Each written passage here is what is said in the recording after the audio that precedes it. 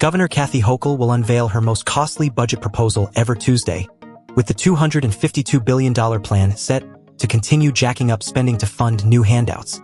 Hochul's executive proposal is $19 billion, or 8.3%, larger than last year's proposal and $36 billion, or 16% higher than her first plan in 2022.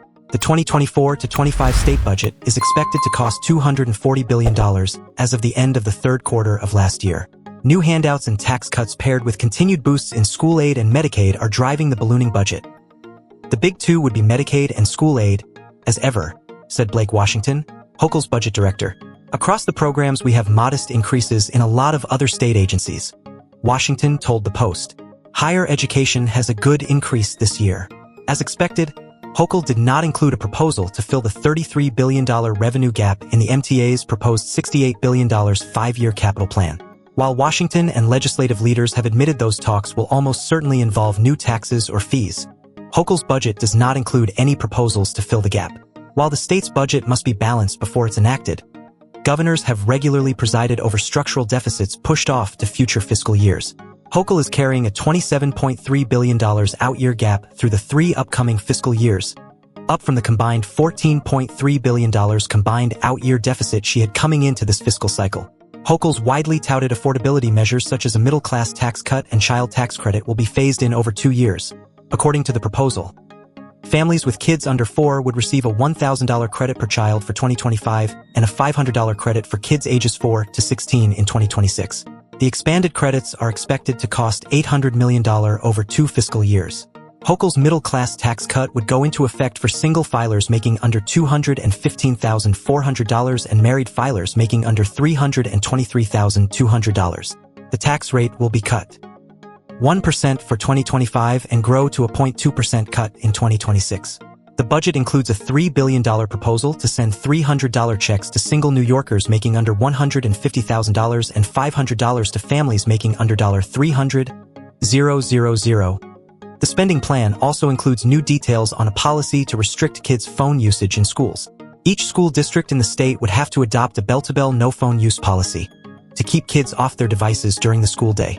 This would include exemptions for students with medical needs like insulin monitoring. Washington said the state is setting aside $13 million to help schools implement the bans, but the proposal is designed to defer the details onto individual districts.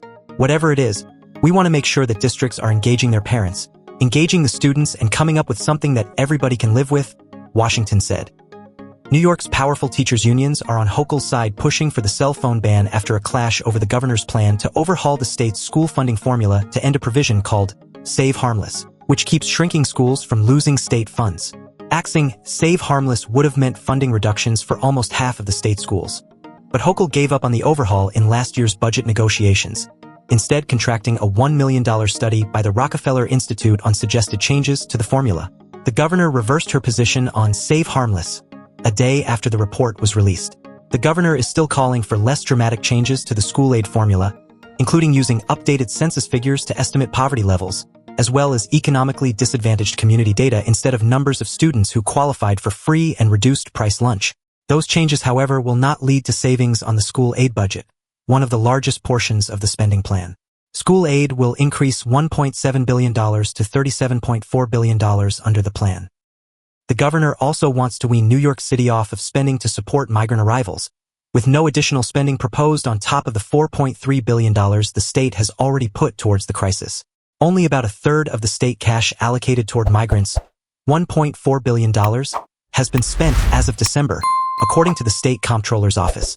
New York City is lagging months behind in submitting reimbursements to the state. Migrant arrivals have slowed to around 700 per week with 108,600 total under city supervision, according to its latest figures.